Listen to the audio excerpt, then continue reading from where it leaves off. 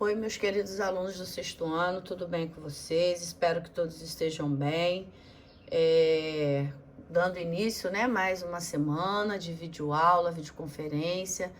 Espero que tudo esteja bem, né, correndo tudo bem na vida de vocês e dos seus familiares. Bom, essa semana nós vamos trabalhar o capítulo 22, que tem como tema onde a água na terra e qual a sua importância para a vida existente nela.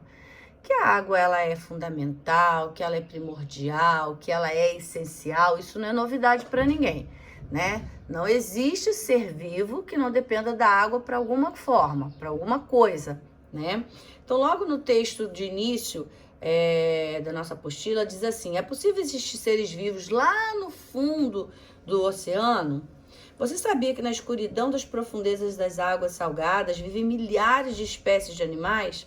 Se pensarmos que a vida começou no fundo do oceano, conforme algumas teorias que explicam o surgimento dos primeiros seres vivos, essa informação faz todo sentido.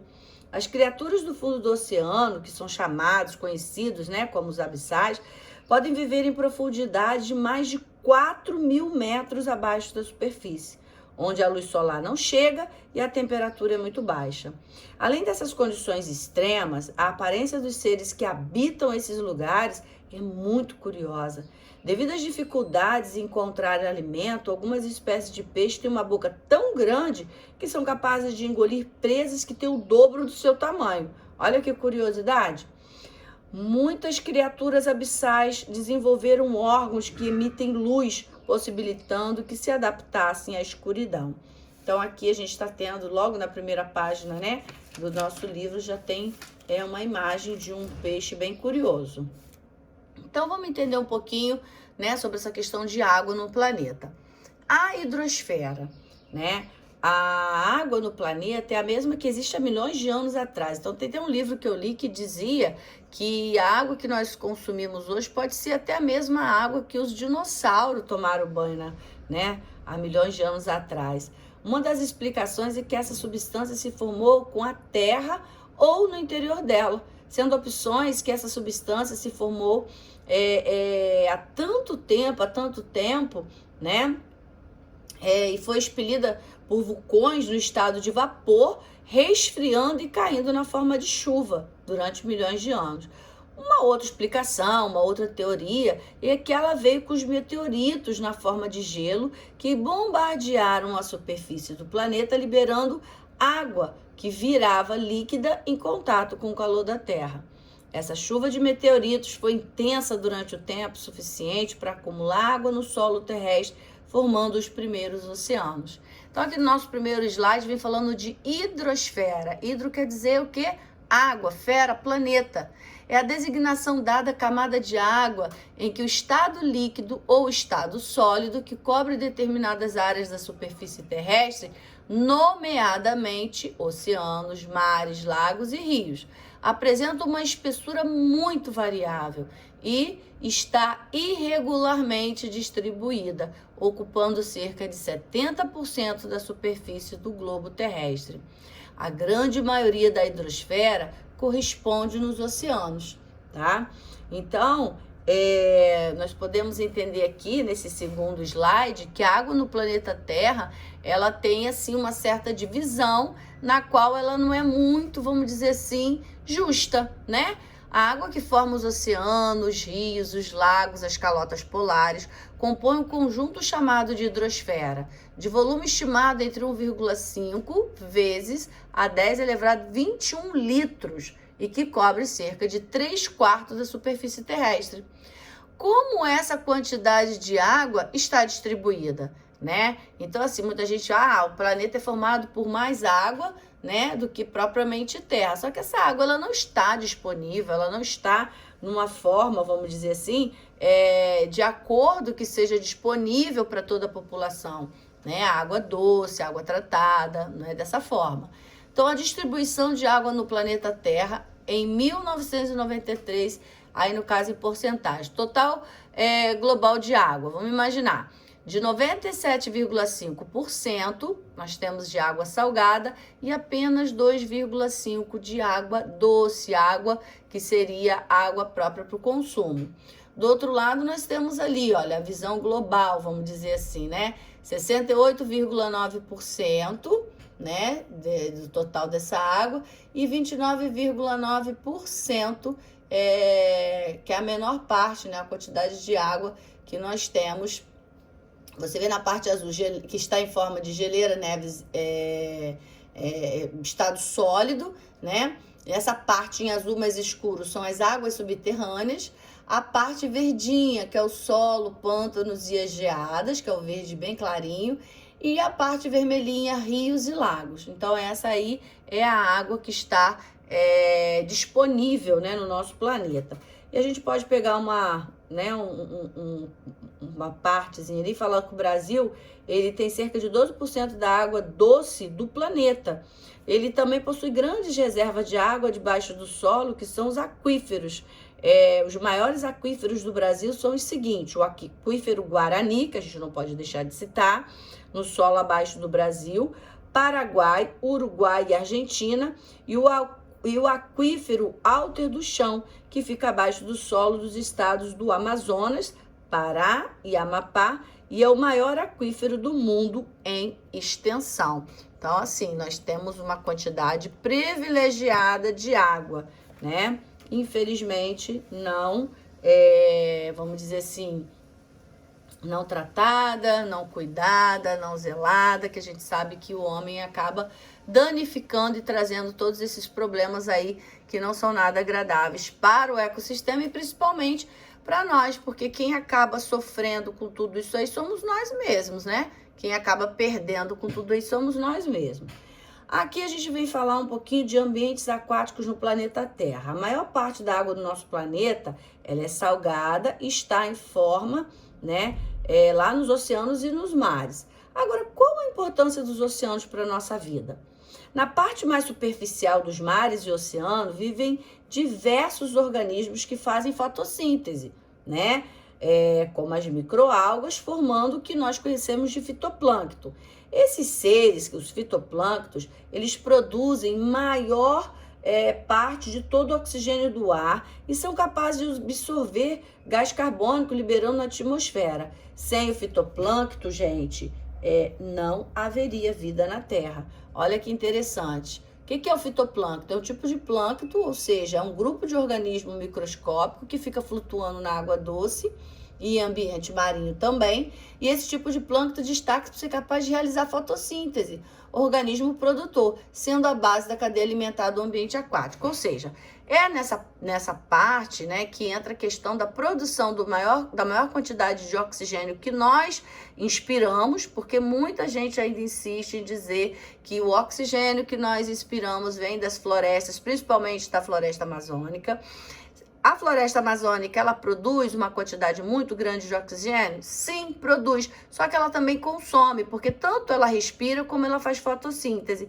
Então, em um momento, na respiração, ela pega o oxigênio e devolve o gás carbônico. E na fotossíntese, ela faz o processo inverso. Por quê? Ela capta o gás carbônico e no processo da produção do alimento, porque ela é um organismo autotrófico, ela libera o oxigênio. Então, ela produz, ela consome. Então, a maior parte do oxigênio que nós respiramos, que nós inspiramos, vem dos oceanos através das algas, ok? As águas salgadas, são ambientes que abrigam uma variedade enorme desses seres vivos, né, do fitoplâncton. Um exemplo disso são os recifes de corais, ecossistemas marinhos formados por muitos seres que só existem nesses lugares. Então, assim, o fitoplâncton ele é muito importante para a vida marinha, para a vida aquática, porque, na verdade, ele é a base da cadeia alimentar. A maioria das cadeias alimentares aquáticas, ela sempre vai começar pelo fitoplâncton, tá? Os ecossistemas de água doce são formados pela água que se acumula no interior dos continentes, originando rios, lagos, córregos, geleiras e águas subterrâneas. Alguns biomas brasileiros, meus amores, são ricos em biodiversidade, sim, mas somos agraciados por essa quantidade enorme de animais e vegetais que nós temos, graças à água doce presente em abundância nesse ambiente. Por exemplo, o Pantanal e a Amazônia. Falando em Pantanal, a gente não pode deixar de falar de uma tristeza, né, enorme que nesse momento nós estamos passando pelas queimadas que estão acontecendo no Pantanal. Muitos animais, né? Eu estava vendo na reportagem dessa semana, nesse final de semana, então cobras, antas, vários animais, onças com as patinhas todas queimadas devido aí essas queimadas que estão ocorrendo no Pantanal, infelizmente. Alguns a gente sabe que são causas naturais, né? Que são através de descargas elétricas e desencadeia o fogo, e outros eles são criminosos realmente, que são pessoas que têm coragem de fazer isso. Mas voltando para a questão mesmo da hidrosfera, os recursos hídricos, né? São águas superficiais ou subterrâneas disponíveis para qualquer tipo de uso da região ou bacias. Os recursos hídricos, gente, podem ser vistos de várias formas. Temos sempre que observar se há uma relação com a agropecuária. As águas da superfície continental ou do subsolo, né, que estão disponíveis para qualquer tipo de uso, são chamadas aí, como eu já acabei de falar, de recursos hídricos. E a quantidade de água que existe no planeta não se altera devido ao ciclo de água, porque é um ciclo, né? Ele é cíclico. Nele ocorrem mudanças de estado físico e a água circula por diferentes ambientes, fazendo parte desses seres vivos e voltando para a hidrosfera. Por isso, a água é chamada de recurso natural renovável, né? Então, assim, a água, ela se apresenta no nosso corpo, no corpo das plantas, dos outros animais, nos mananciais, nas bacias, rios, enfim. Toda essa água, quando a gente diz que essa água é a mesma há milhões de anos, isso significa que essa água, ela passa por diversas fases, né? Estados, vamos dizer assim, sólido, líquido e gasoso. Em determinado momento ela se apresenta no estado sólido, em determinado momento gasoso, em determinado momento né, no caso sólido, líquido e gasoso, elas vão passando de acordo com o local. E é importante a gente lembrar, muita gente acha que a água que é formada, por exemplo, a frente fria que chega numa determinada região aqui no Rio de Janeiro, que formou as nuvens de chuva para chover aqui de repente na região sudeste, essas mesmas nuvens, elas não são, não há uma regra que exatamente elas precisam precipitar aqui nesse local. Elas podem se deslocar para outras regiões. E aí, em cada região, ela pode se precipitar ou em forma de neve, ou em forma de granizo, ou em forma líquida. Por isso que a gente vê que toda essa água que a gente acaba perdendo para o ambiente, não é perdendo, né? Liberando para o ambiente, ela acaba voltando para esses recursos hídricos, né? E aí formando novamente essas bacias e os oceanos, as lagos e lagoas e por aí vai, tá bom? Bom, aqui a gente está vendo o ciclo da água na natureza, como que acontece, né? A gente sabe que para a água evaporar é preciso de uma temperatura muito alta, né? Então, como acontece isso? Essa temperatura muito alta vai fazer com que as águas dos rios, do solo, das cachoeiras, dos mares, elas começam a evaporar. Há um processo de evaporação, né? Que vocês podem ver aqui, ó, né? Na lagoa evaporando, aqui no riozinho evaporando. A água também, ela pode evaporar através dos animais, das plantas, né? Então, todo esse tipo de evaporação, devido à alta temperatura do sol, ela vai subir em forma de vapor. Chegando nas camadas mais altas, né? A gente sabe que a temperatura lá em cima é mais elevada. Essa água acaba precipitando, ou seja, se transformando, né, em gotículas de água. Ela acaba formando essas nuvens elas ficam tão carregadas com essas gotículas de água e ela acaba precipitando. E aí ela acaba acontecendo o fenômeno, né, que a gente sabe que é a chuva. Ela vai escorrendo, vai escoando e aí ela vai filtrando no solo, vai para as águas subterrâneas, formando os poços, e aí todo esse ciclo se recomeça. Uma outra coisa muito importante, a água é essencial para a vida. como ela é essencial. Nós sabemos que todos os seres vivos necessitam. A água ela é primordial, né? Através da água a gente mantém o nosso corpo hidratado, mantém os nossos órgãos funcionando, nós mantemos o nosso corpo vivo, na verdade, né? Então, sem água é impossível a vida humana ou de outros seres vivos. Mas a gente precisa ter essa consciência de ter também esse cuidado, né? De preservar, de cuidar. Todos os seres vivos são formados por células que fazem reações químicas para manter o organismo em equilíbrio, nutrindo-se e desempenhando suas funções. Várias substâncias são necessárias para que o metabolismo, né, das células. Porém, a mais importante delas é a água. Isso se deve à capacidade da água de dissolver muitas substâncias, sendo considerado o solvente universal. Por que a água é considerada solvente universal? Porque ela é capaz de dissolver a maior parte de substâncias que estão na natureza ou no ambiente, né? A água é capaz de dissolver tinta, a água é capaz de dissolver vários tipos de produtos. Alguns elas não conseguem, por exemplo, o óleo a água não consegue dissolver, o óleo não é solúvel em água, mas a maioria das substâncias são solúveis em água, então por isso que ela é considerada, ela é conhecida como solvente universal. Nós utilizamos a água doce de diversas maneiras. Para que a gente usa, né?